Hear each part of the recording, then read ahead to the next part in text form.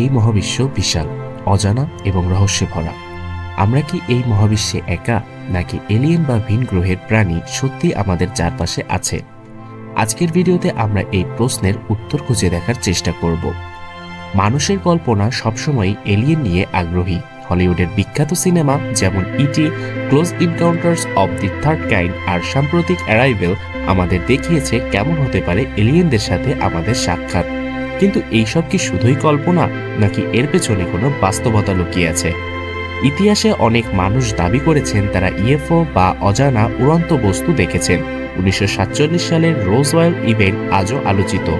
এছাড়া 2020 সালের পেন্টাগন কিছু অজানা উড়ন্ত বস্তুর ভিডিও প্রকাশ করে, যা নতুন করে প্রশ্ন তুলে দেয়।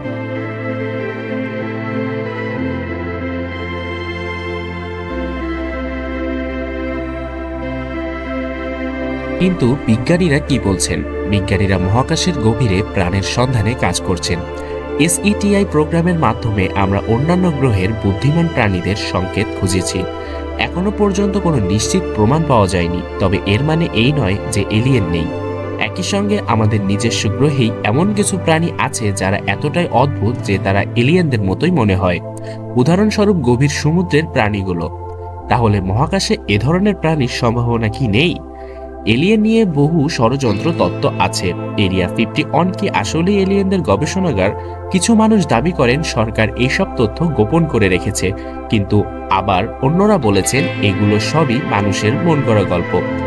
মহাবিশ্বে প্রাণ আছে কিনা সেটা নিশ্চিতভাবে বলা এখনো সম্ভব নয়, তবে আমরা জানি মহাবিশ্ব এতটাই বিশাল যে তার রহস্য কখনোই ফুরাবে না। আপনার কি মনে হয় এলিয়েন কি সত্যি আছে, নাকি এটা শুধুই আমাদের কল্পনার সৃষ্টি? আপনার মতামত নিচে কমেন্টে লিখুন এবং আমাদের চ্যানেলটি সাবস্ক্রাইব করতে ভুলবেন না।